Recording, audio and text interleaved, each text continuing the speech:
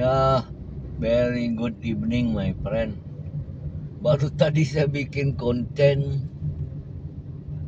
terang benderang my friend, panas menggigit. Hari ini dia sudah tukar my friend, dia sudah bertukar.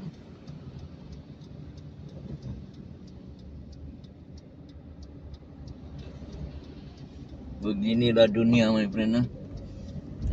Beginilah dunia my friend. Cuaca tidak menentu my friend di Kota Kinabalu. Have a nice day. Welcome to channel Cikgu Kadir my friend. Jangan lupa komen, like and subscribe. Dalam masa yang sama, sila aktifkan bell my friend, supaya anda tidak ketinggalan dalam keluaran video-video saya yang akan datang my friend. Macam biasa masih lagi di Jalan Duta my friend. Tapi hari ini dalam keadaan yang berlainan sedikit my friend. Hampir, bukan lagi hampir, cuaca tidak begitu cantik my friend. Sebelah petang hujan. Tengok gaya dia macam ini mau hujan lebat my friend.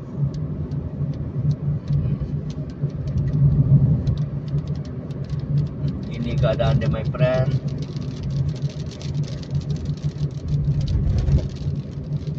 Sekarang saya rasa menghampiri pukul 3 petang my friend. Tadi 12.30 hari. Okey.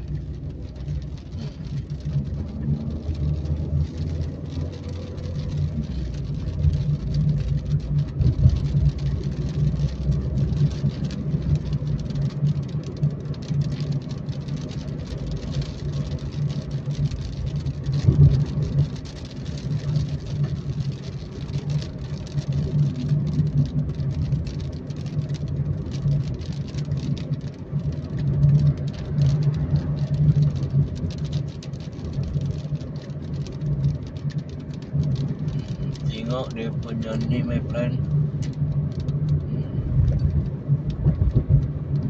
Sekejap lagi confirm hujan lebat my friend.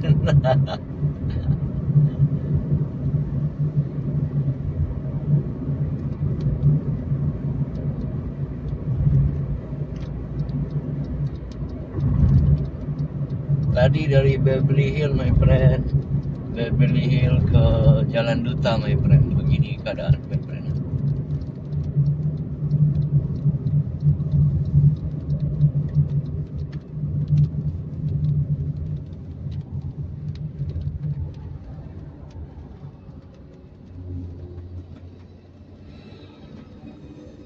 Begini keadaan dia my friend.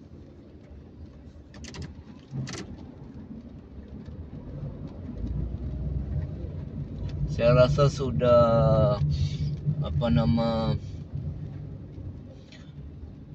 mungkin dalam minggu ni dia hujan my friend. Akan hujan lebat. Sebab kebiasaannya kalau menyambut perayaan ni my friend, kalau biasanya orang tua-tua cakap sambut anak bulan my friend. Sebab tidak lama lagi kita akan menyambut hari raya Korban my friend. I think kalau di Malaysia 6 ke 7 hari bulan my friend, ikut kalender. Itu pun kalau bulan kelihatan my friend.